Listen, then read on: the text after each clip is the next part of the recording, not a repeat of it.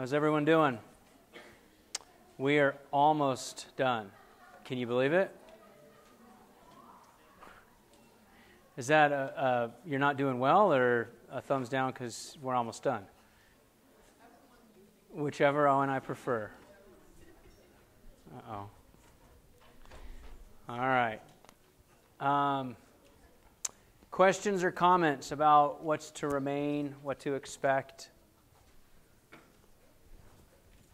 Okay, a couple of housekeeping things. So quiz 10 is going to be due this Sunday by 11:59 p.m.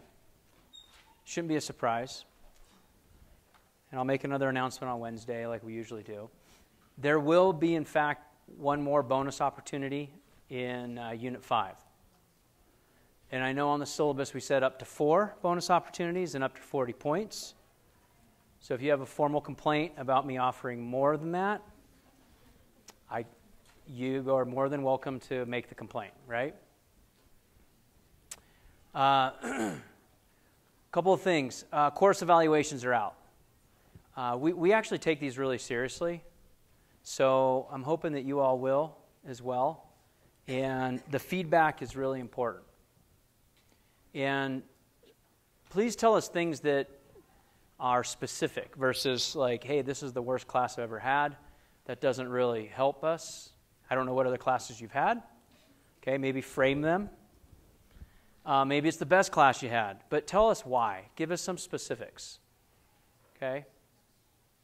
And everybody reads these and they're anonymous. There's no way for us to figure out who it is that writes them. And I read them very, very carefully, as do all of my colleagues, and we take it to heart. So if you put in something there that is intentional and it's, mean, it actually hurts. Okay? But if there's some constructive feedback that you want to provide, this is your platform to do that. You with me? And honestly, things like, hey, I've had these. Like, hey, this would be a great class if you didn't have any exams. It doesn't really work that way. So you could write that, but honestly, that one would probably not really be taken seriously by not just myself, but by the chair, the dean, right, the provost. They're looking for specific pieces of feedback. Okay? Exam 4, in combination with the bonus opportunity, the average was an 82%. Which is pretty awesome. I anticipate, and I shouldn't make these predictions, but I anticipate that exam 5 will be even higher. Because we have basically this week and next week of material, and then we have our last exam, which is more like a 5th exam than a true final. And the content amount that we have, if you look at the slide content, is not nearly the volume we've had in any of the other 4 units. So we'll have like 75 to 80% new material, and then 25%-ish, 20 to 25% of review material on the last exam. Same exact format, 50 questions. You'll have pictures here for 5 to 7 of them. Shouldn't be any surprises. Multiple choice. Okay, was there a question over here? Regular 100 points. Yep. Any other questions? Yep. It's final exam schedule. So the final exam schedule, I just wrote it on the door because I double-checked with the library. I wanted to make sure that we weren't going to have any problems. Our final exam is scheduled per the university final exam schedule, 3 to 5 p.m., Monday, May 8th. I'm going to have to remind you numerous times because that's a weird time slot for us, right? If you come at 4 o'clock on Monday, the 8th, you'll have missed half of the exam. But the good news is it's a 2-hour slot, and you normally only have an hour and 15, right? So you'll have 2 hours to do an hour and 15-minute exam. Does that answer your question? I'll remind you multiple times. I don't have any say in that because we're all supposed to follow the final exam schedule. And I know some of you might have conflicts. I think there is a university policy. If you've got 3 finals on the same day, you can actually have them moved. I would probably ask you to ask some of your other classes to move their final, just because we probably are bigger as a class than your other classes. Maybe not. Maybe we're not. But let's start there, and if you have a conflict, just come see me and we'll figure something out. All right?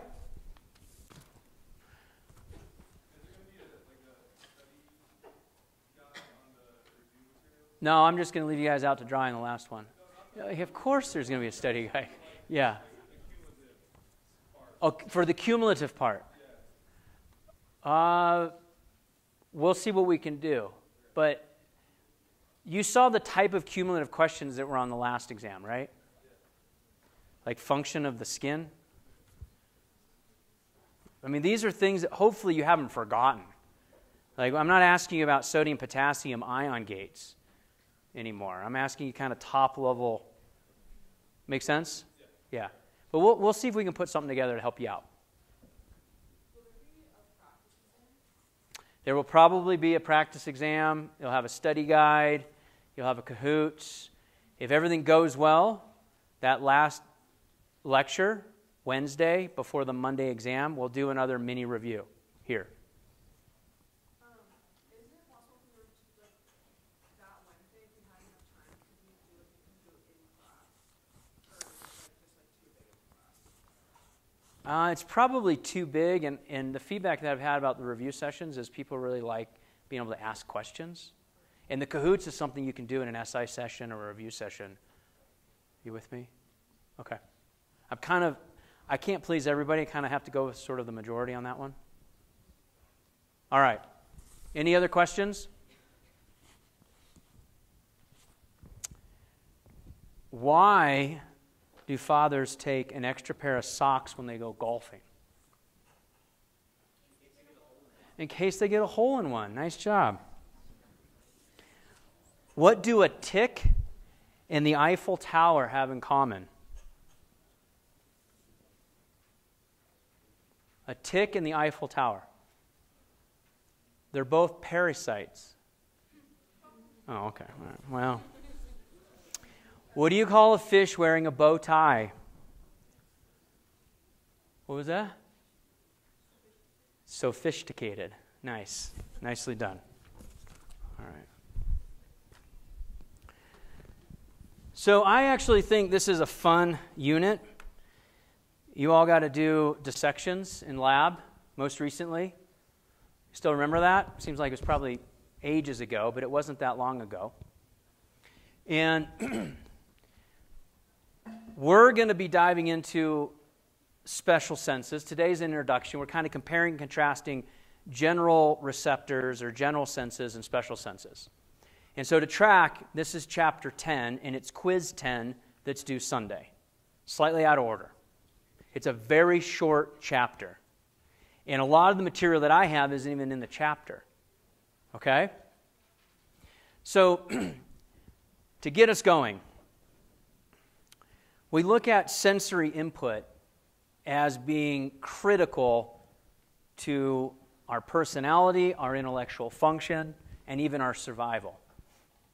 Sensory input.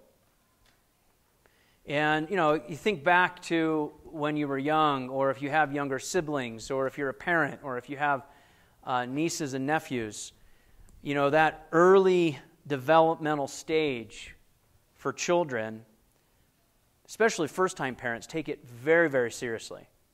Right? You have the mobiles hanging over their head. You've got music playing. Not too loud, not too soft, just right. Everything's got to be perfect. You have different types of textures with blankets and toys and things that'll go in their mouth that have different textures because they're getting all this sensory input and those neuronal pathways are responding. And this continues throughout our life. It happens to all of us in our daily life. And what's interesting today is a lot of this sensory input now is coming off of a screen. Right? And anybody have like a monitor of how much screen time they're doing on a daily basis? Or a notification? Or maybe mom was nagging you or dad was nagging you when you lived at home about how much screen time you get special glasses, you don't look at your social media when you're falling asleep, put all these kinds of things. Well, we don't have really any data yet. Your generation will be the ones that come up with the data to realize what we've done to society.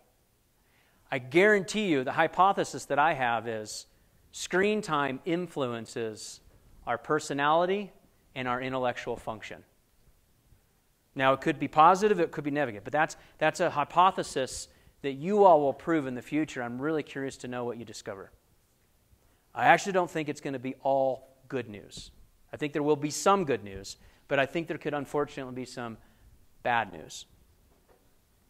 So this sensory input is how we interact with our environment, our outside world. And it's so critical that we develop our central nervous system, our peripheral nervous system, based upon these cues. I use these examples all the time about athletes or musicians or people that have a skill or an art, and you practice that religiously, like a pianist. And you get to that point where you no longer have to look at your fingers, or if you play a guitar, you're not staring at your fingers. You're able to look around or read notes, or maybe you sing while you do that because you can chew gum and walk at the same time.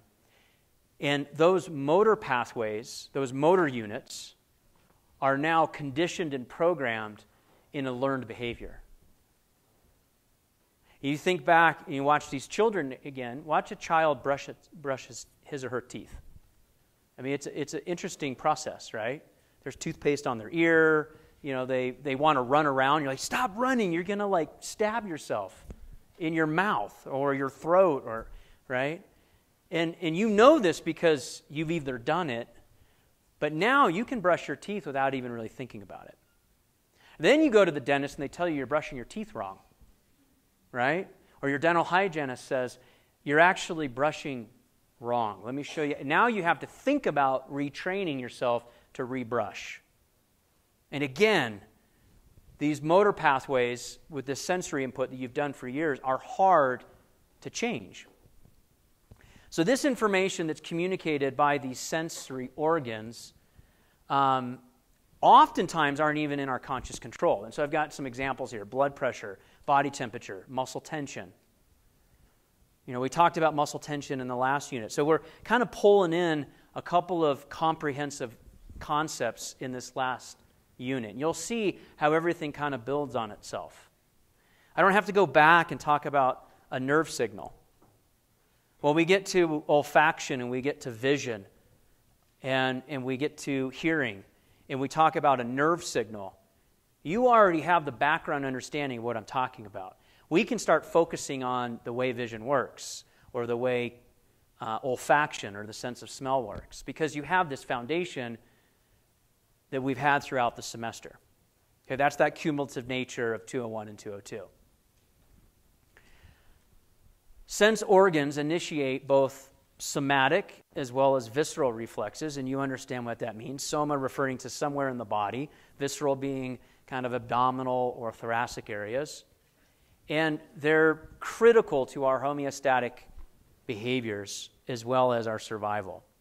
And that word homeostasis is a throwback to Unit 1, where we talk about how our body's constantly adapting and changing to the environment that we put ourselves in. So these sensory receptors, what are they? They are structures, and they detect a stimulus. They're a sensor. They are like a door sensor on an alarm door. You go to your restaurant, you go back to the restroom, and you see an emergency exit only sign. Do not push, alarm will trigger if the door is open. There's a little sensor there that does that. If you have an alarm on your car or a house alarm, or you have a security camera, you can set your security camera to detect motion. Like at your front, you have a Ring camera, or mom and dad have a Ring camera, and you know when there's a package delivered because you get a notification. These are receptors that detect a stimulus. And they do this through nerve endings. Now, in contrast, an organ has tissue surrounding the nerve ending. And this is, what tissue is this right here? Epithelium. I love it. What kind of epithelium? Stratified squamous. Great. You guys would nail this section of the review on Unit 5. Let's back up even macro. Where's it coming from? What part of the body? Skin, or the integument. Perfect. So now you've got stratified squamous epithelium. I mean, this is the kind of stuff, Peyton, that's review worthy. Right? If you see this picture, you say, I have no idea what the heck that is. Is that skeletal muscle? I haven't done my job this semester.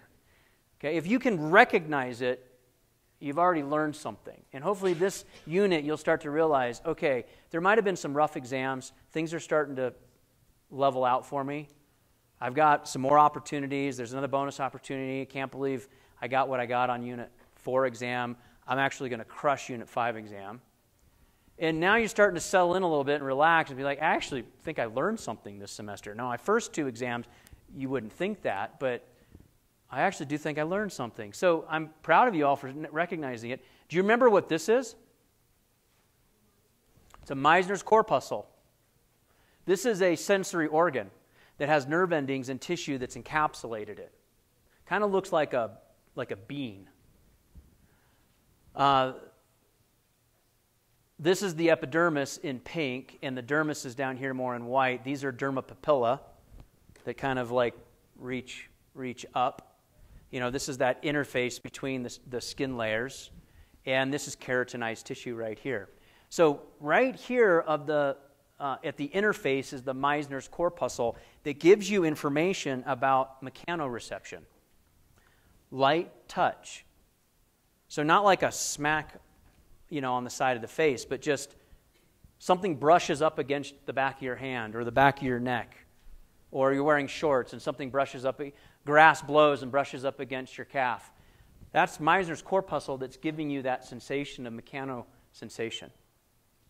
Tells you about where you are. Like I'm getting close to some grass, and the wind might be blowing. It's brushing up against my leg, but it's intermittent. All of this information comes up through the central nervous system from the periphery, from the dorsal aspect. Sensory comes out the dorsal aspect to the brain, and you process all these signals. It's how we see, or how we interact. I shouldn't say see because we're going to talk about vision. How we interact with our environment. Now, these organs are modified so that they have an enhanced ability to detect things. But it's not that nerve endings that are bare nerve endings aren't functional. We're going to look at some of these examples. So properties and types of sensory receptors. So here's kind of this picture of a Meissner's corpuscle, like a schematic diagram. I mean, if you're kind of anything interested in engineering, or you liked robotics, or Legos when you were younger, you'll be fascinated by just kind of some of the architectural designs of these receptors. There's a lot of bioengineering that comes into this, which makes you marvel at how they're designed. They're really quite elegant. So these sensory receptors are a specialized structure to detect a stimulus. Like I said, some of them could be bare nerve endings. Others are organs, meaning that there's tissue surrounding it, like the Meissner's corpuscle. That would be the first example that we've talked about. And you could have other accessory tissues like epithelium, muscle, connective tissue, even hair follicles that will help to create or modify the type of signal that you're getting. Generally speaking, we have some properties of these receptors. Some of these words should sound familiar and not so foreign to you. And if you think back to like nerve physiology, when we talked about a receptor potential, some of you are like, oh my gosh, he uses all these words. I have no idea what he's talking about. He's going so fast. And now if you let it settle in, you're like, okay, I actually know what a receptor potential would mean, right? Small, local electrical changes, potentials, an electrical difference that's brought on by some stimulus. And now you get a neurotransmitter or a series, or another word for it is volley, of action potentials that sends signals from the periphery to the central nervous system. You know, backing up, they have a transduction capability.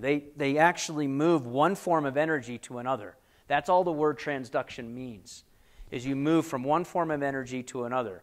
We've been talking about transduction with excitation-contraction coupling because we have a nerve electrical signal that goes to a chemical signal in the form of acetylcholine that binds on the motor end plate or the postsynaptic side, turns it back into an electrical signal. So we're converting energy as we move. And that's really all our bodies do all day long, is convert energy. Right? The food we eat, right? The sleep that we get, the water that we intake, the oxygen that we breathe, all of this is converting energy so that we can actually survive. Now, these receptors, as they convert energy, they take stimulus like light, heat, touch, sound, and they move it into a nerve signal. And these examples that can do this are sense organs like the Miser's corpuscle. Well, a gasoline engine does this. A EV motor, an electric motor does this. A light bulb, these are all transducers of energy. And that's really all we are, is kind of a giant capacitor, if you will. So what I want you to do here in a moment is you're going to team up and you're going to brainstorm on some of these concepts. But the last one that we need to cover here is the third property. So we've got transduction, receptor potential, and sensation. So there's an awareness of the stimulus. And oftentimes, we have so much information that we're bringing in all the time that runs to the brain stem. The areas of the pons, the medulla, where there isn't conscious decision-making, these are more autonomic functions, like monitoring pH, breathing, looking at O2 levels or CO2 levels to determine, are your respirations fast enough? Are they too fast? Heart rate, glucose levels, right? These aren't things that you think about.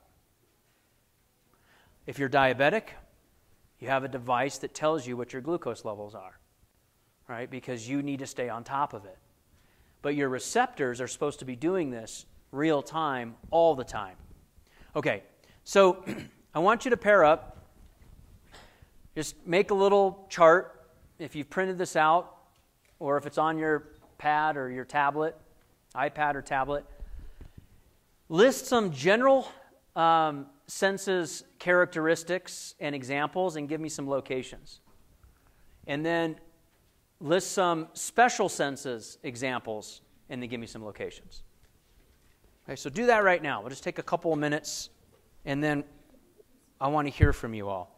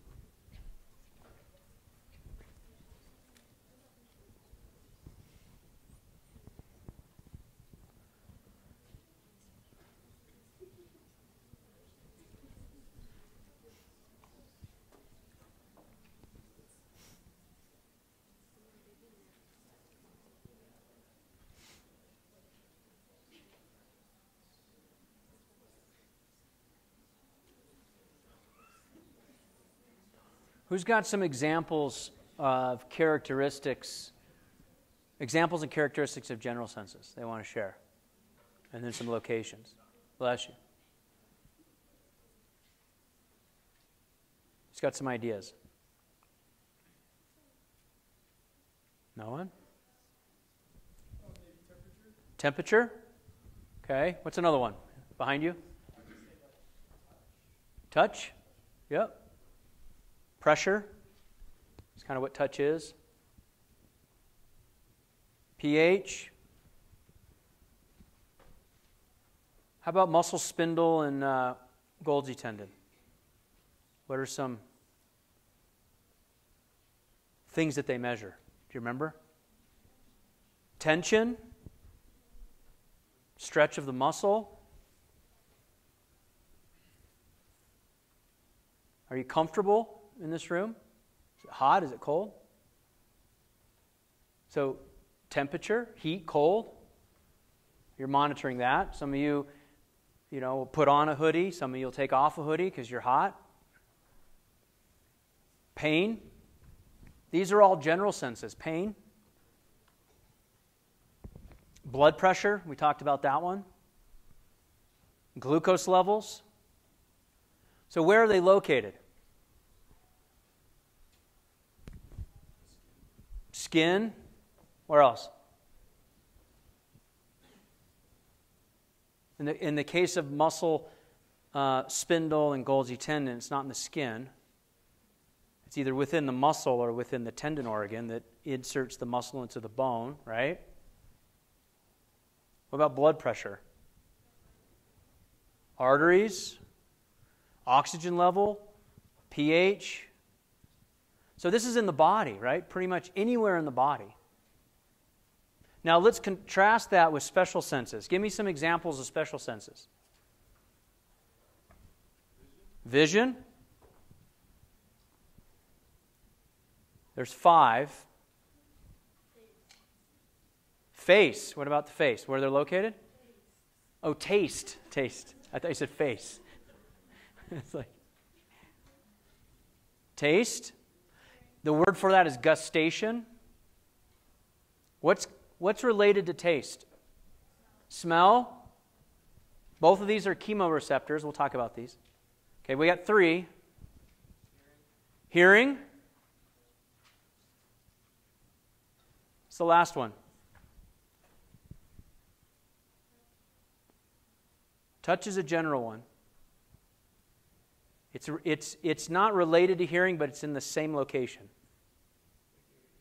Equilibrium or balance. Smell, taste, vision, hearing, and balance or equilibrium. Those are the 5 special senses.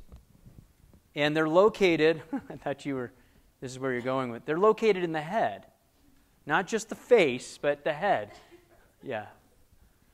Okay, so outside of the head, you don't have special senses. As an organism, you cannot smell with your hand. That would be interesting, wouldn't it? There are actually organisms that can do that. They can actually chemosense with their philopodia as they walk. And they're tasting the surface that they're on, essentially. Yeah. So it's just interesting how this plays out. Okay. Receptors' properties. Let's talk about these transducers from a energy source to another energy source. I want you to talk about a real-life example of a transducer. It doesn't even have to be in the body. And then the second person give a different example.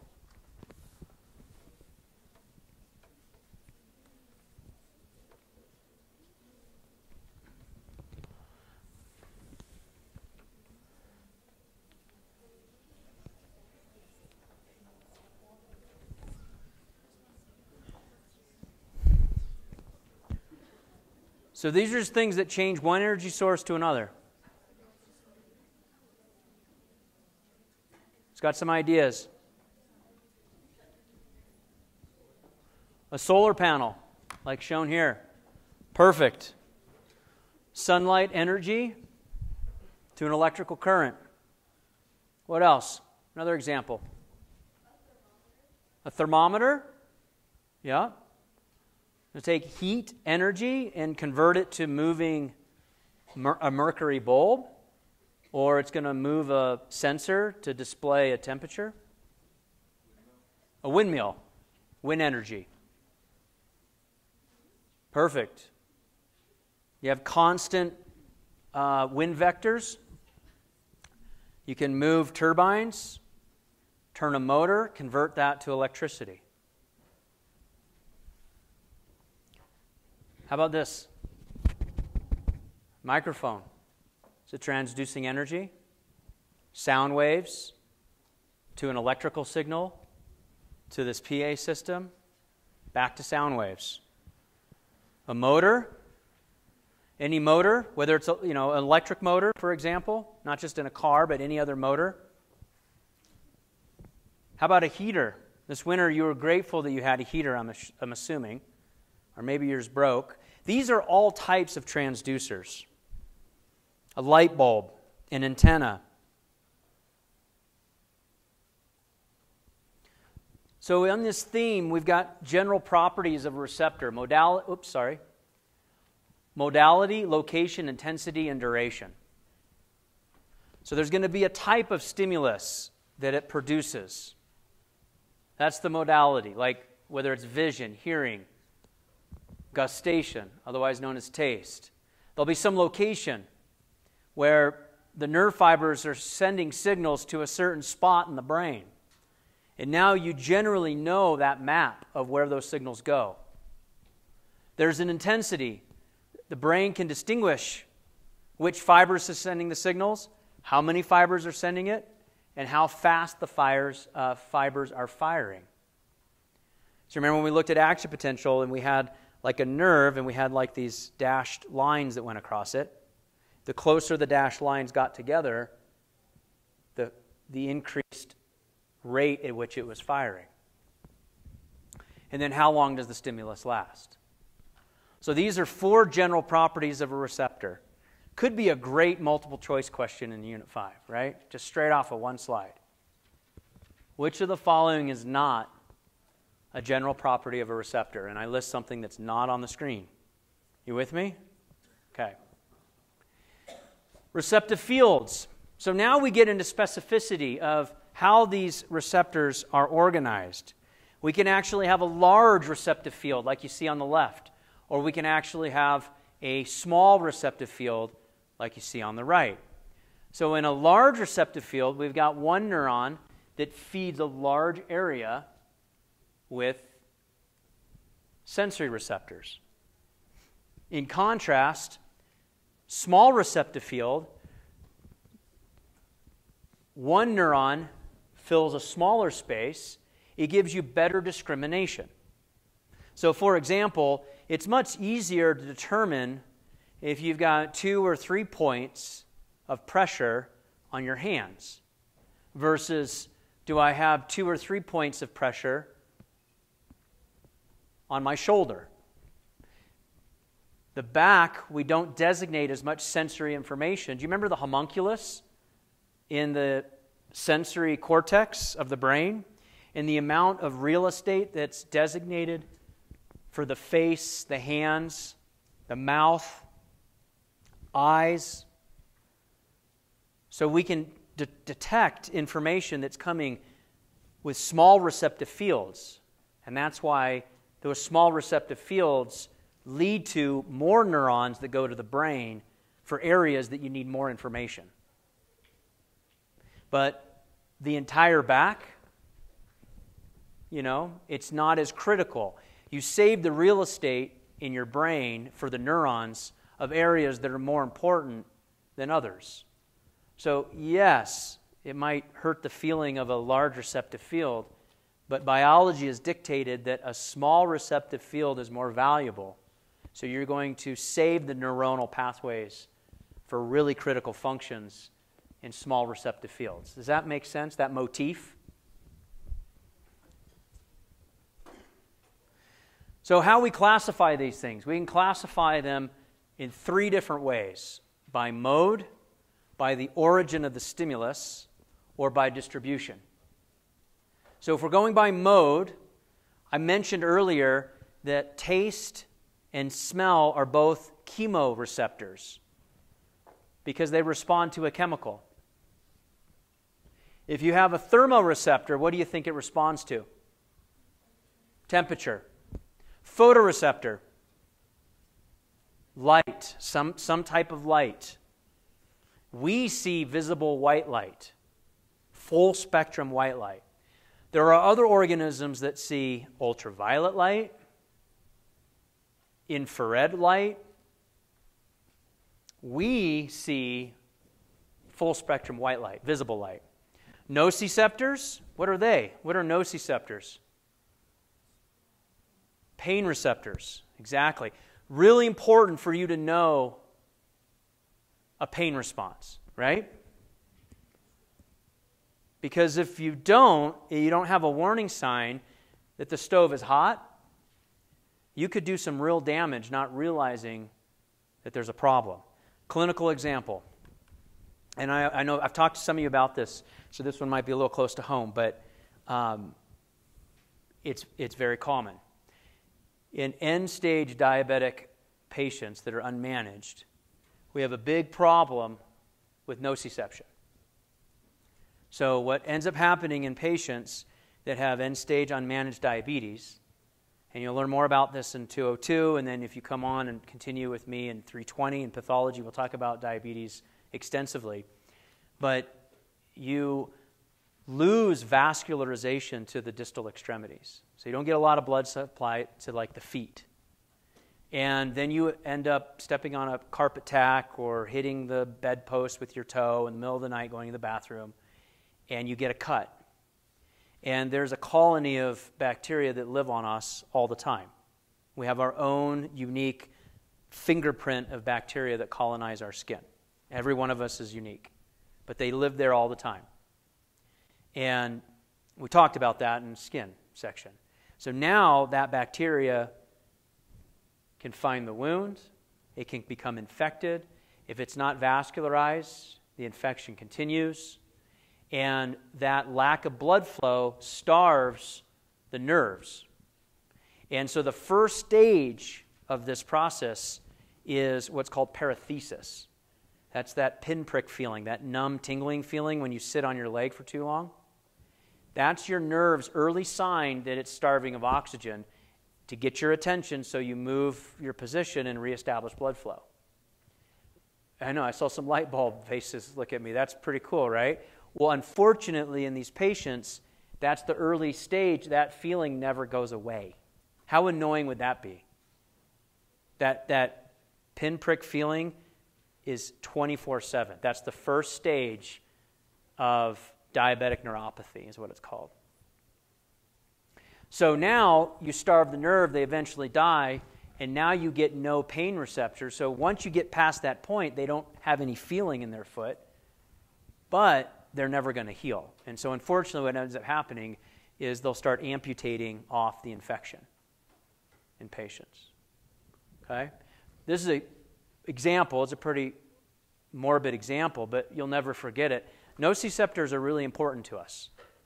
You want them to live. You want them to stick around because they tell you what's going on. Okay, now mechanoreceptors. What's the stimulus with the mechanoreceptor? It would be force. Sound will produce a wave which will turn to force.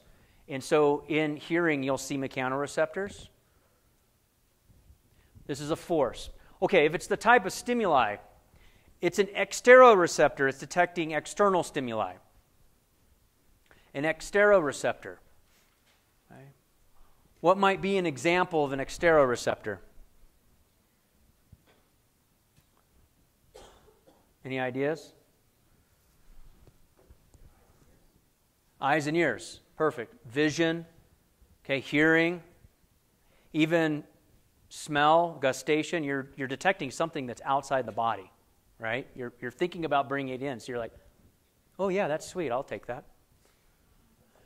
Interoreceptors. They detect stimuli inside the body, like pH, glucose levels. Proprioception gives you information about body positions and movements. It tells your limbs where they are in space. You know, you can reach into your pocket and find your pocket without like having to, oh, there it is, bam, I got it, right? We don't typically have a challenge there. You know that you can back up. You know there's a wall here, so you can kind of tell, oh, there's the wall right there. I'm going to stand as close to the wall as possible with not like tripping over it. So proprioception. Or by distribution. So general, this term somatoesthetic is widely distributed around the body. Or special senses limited to the head. Vision, hearing, equilibrium, taste, and smell. Just like we talked about in our exercise. Okay, we can wrap these things or we can leave them open. And we get different properties when we do one versus the other. So if they're unencapsulated, and we're going to blow these pictures up here next, so don't worry about if you can't see them. I just want you to see that there's 9 different examples here. But we've got unencapsulated nerve endings where they're not wrapped in connective tissue. Free nerve endings are for pain and temperature, as well as skin and mucous membranes. Tactile discs are for light touch and texture. These are associated with Merkel discs at the base of the epidermis. And then we got hair receptors that wrap around the base of the hair, and they help monitor the movement of the hair itself. So, 3 different types of unencapsulated nerve endings. Free nerve endings, or tactile discs, or hair receptors. If we look at encapsulated, there's 6 varieties here. These are dendrites that are wrapped by supporting cells, not the neuron themselves, but like the glial cells or connective tissue. So here's another role that glial cells serve, both in the peripheral nervous system as well as the central nervous system. And you can see the 6 varieties, and we've talked about a few of these, like muscle spindle, the Golgi tendon organ.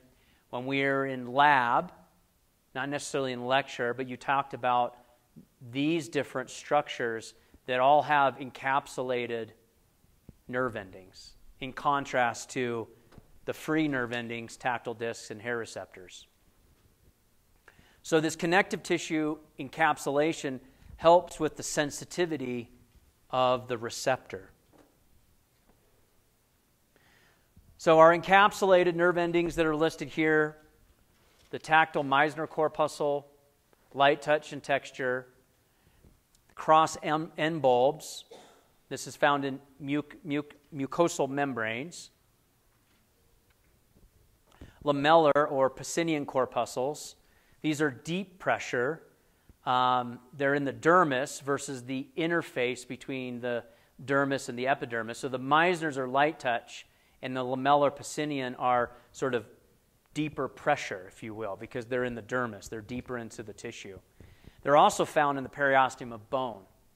And unfortunately, in cancer patients that have cancer of the bone, it's these receptors that are constantly firing and triggering nociception along with it. And then our ruffinian or bulbous corpuscles, joint movement, skin stretching, again, heavy touch and pressure is a matter of force. So lighter force, Meissners, middle of the road would be lamellar, and then heavy pressure would be the bulbous corpuscles. Questions? All right, let's talk about pain. So pain is really an interesting topic, and you know what's fascinating is we've, as a society, we've kind of come full circle, right? We had a phase where oxycodone was being overprescribed. Remember this? And we had a ton of people that were addicted to it, and we came down on the manufacturers. And there might have been a few healthcare providers that were reprimanded. But as a species, we don't like pain. And that's the only reason I bring that up. Not for a political conversation. It's we will go to extreme measures to avoid pain as a species. And we already talked about this one of diabetes mellitus and the diabetic neuropathy. So hopefully it hits home, but this pain response is actually pretty important for us. And this discomfort typically tells us that we're either going to move away from something or avoid it altogether. But we'll go to extreme measures to try to not experience pain as an organism. So, nociception. There's two different types of pain. We have fast pain and we have slow pain. And because of your background now and your understanding of how these nerves are structurally organized, it shouldn't surprise you that fast pain travels via myelinated fibers, right? Makes sense. So it's a lot of this type of information that I think makes Unit 5 just that much more simplistic or straightforward, because you now speak the language. And I asked a question about the two different types of nociception, fast and slow. You're not going to miss this question, because you know if it's fast pain, I know that it travels via myelinated fibers. That makes sense. Now, you might have to maybe memorize it's about 12 to 30 meters per second. It's sharp, localized, and stabbing pain. But this is why questions get asked of you when you see your physician, your healthcare provider, of, hey, I've got pain. Well, tell me the type of pain it is. Is it like a sharp pain or is it a dull pain?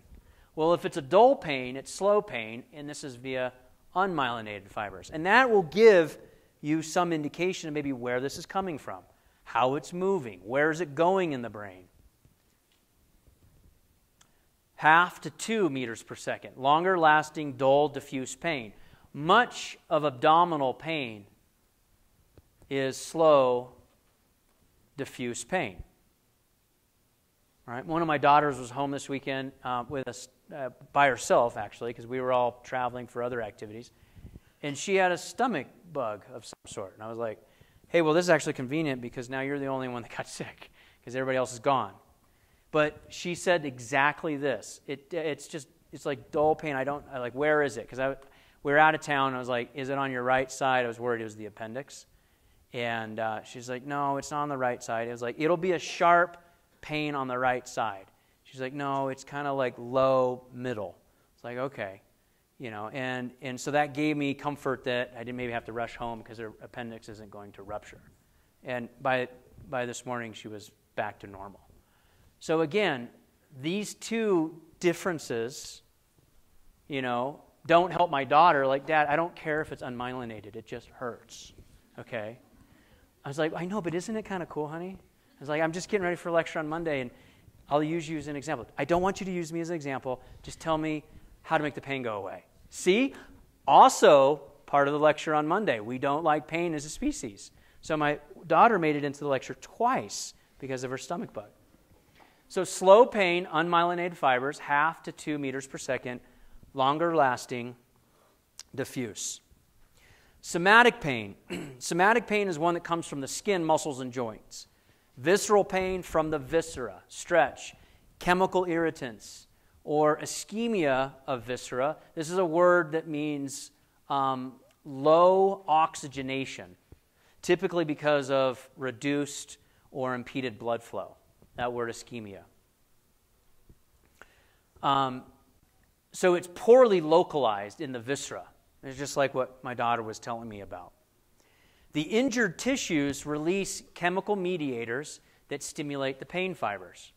So, for example, bradykinin is one of the most potent pain stimuluses that we know, and it makes us aware of the injury, and it starts to activate the healing cascade, where it's going to release things like histamine, prostaglandin, and serotonin that will help propagate the healing cascade, but they also stimulate the nociceptors to give you a pain response. So, you know, the concept of no pain, no gain, it's actually kind of true in biology when you're trying to heal. It is a painful process to remodel tissues and to heal tissues. Projection pathways. We covered a little of this when we talked about our thorax, our plexi, like our cervical, lumbar, sacral plexi. And we said the thoracic area doesn't have a true plexus. It has nerves that come off the thoracic area of the spinal cord, but it's not organized in this nice, elegant plexus. So there, and in other places, we have what we refer to as referred pain, like in the viscera. And it may be mistaken by coming from somewhere else, more superficial. It's hard to pinpoint. This is a bugger for pediatricians, right? This is very difficult for veterinarians. If your patient can't verbally communicate to you at all, like in veterinary medicine, or if your patient as a child is having trouble telling you where it hurts, this can be really frustrating. So the result here is you got the convergence of all these different neuronal pathways that are shared. And so the brain is assuming that the pain is coming from maybe some superficial location, like the skin or something just beneath the skin, even though it might be deep. So the example we talked about earlier in the thoracic discussion of the spinal nerves that come off the thorax is that heart pain is often felt in the shoulder and the arm on the left side because it inputs to the spinal cord on segments T1 through T5, thoracic vertebrae T1 through T5.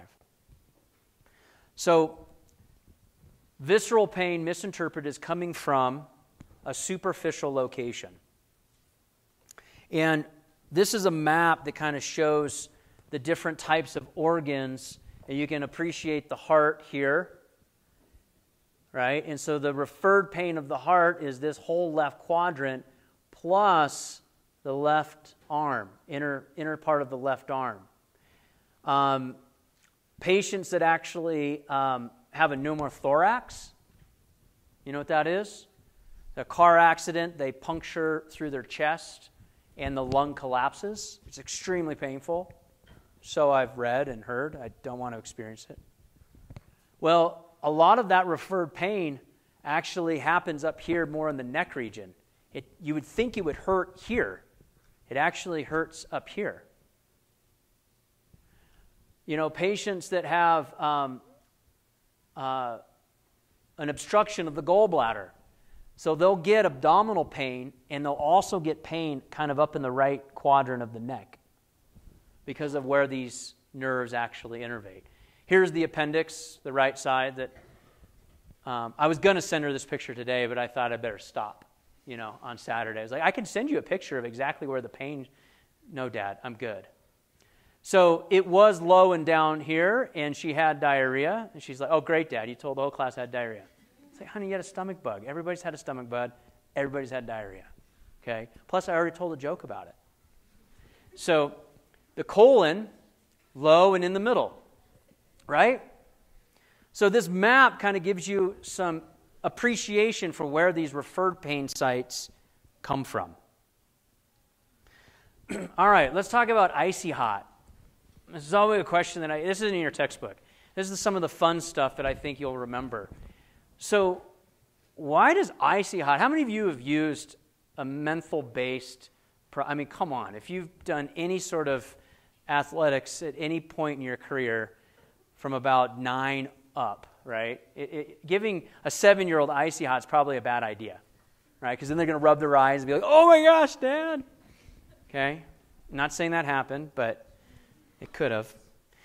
So damaged tissues secrete what we refer to as bradykinin from the prior slide, histamine, prostaglandins that all stimulate nociceptors.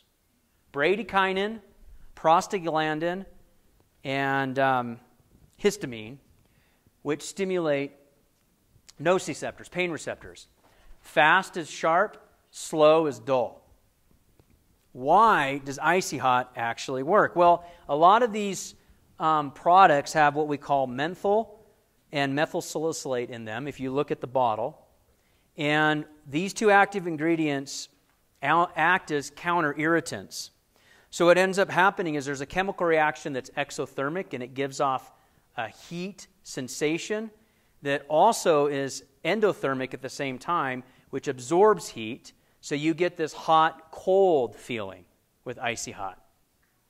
Well, those neuronal pathways are shared by the pain pathways. But temperature travels to the brain faster than pain. So the temperature signal gets to the brain first, and the brain says, oh, it's hot and cold. Oh, no, it's going between hot and cold, and it ignores the pain signal. So that's how these things work. This is Eastern medicine. There's stuff in Eastern medicine that's thousands of years old. Herbs from Asia, China, other parts of Asia that have discovered this and have been using it in Eastern medicine for thousands of years. And, of course, in Western medicine, we put a label on it called icy hot and make it look cool and put it in a screw-top jar. But the mechanism of action is the temperature differential response travels quicker up those neuronal pathways than the pain, the frequency of stimulation.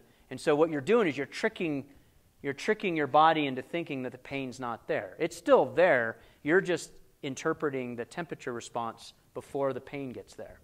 So does it work? Well, yeah, it does if you're trying to mask the pain. But does it take away why the pain is happening? No. Does it fix the muscle? No. Okay. Does it allow the athlete to continue in their activity? Potentially, yes. Could that be a good thing? To an extent. Could you overdo it? Yes. But you could do the same thing with ibuprofen, Tylenol, or oxycodone. Okay. Question in the back. Numbing cream is different. So that's actually blocking it, and we'll talk about, blocking it at the substance P site at the receptor. So we'll get there here in a second. Actually, right now. So this is our last slide today. We'll finish early. Okay? This is the pathway of pain. Differences in pain intensity. So here we've got a nociceptor. This is the dorsal horn of the spinal cord, just shown in this. I mean, I kind of frustrated. This should frustrate you, because don't you kind of want to see it in a slice of the spinal cord? Yeah. This is like a lazy artist drawing, but you know what? Whatever. So pretend this is a nice slice of the spinal cord like you saw in the exam or what you've seen before, but this artist is just saying, oh, this whole structure, probably because they wanted to pack so much information in it, they just made it an oval and labeled it dorsal horn of the spinal cord. But you understand this is on the posterior aspect because it's sensory information, right? We all got that down. So here's a pain response that's coming in, and it's going to release substance P, which is this green neurotransmitter that transmits a pain response.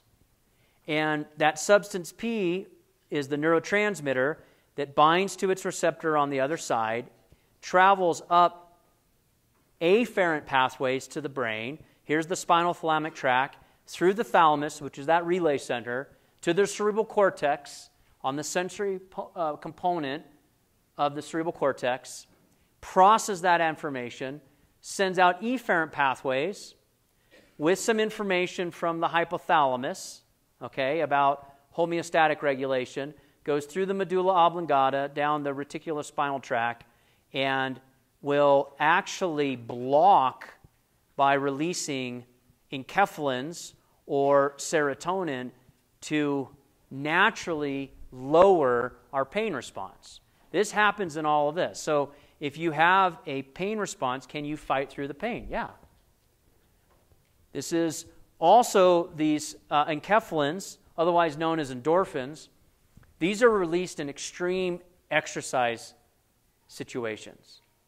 Like ultramarathoners, long-distance runners will experience at some mile point in their run. Maybe it's the 18th mile or the 57th mile. They will experience this runner's high or this natural release of endorphins, which actually have a chemical architecture that resembles morphine.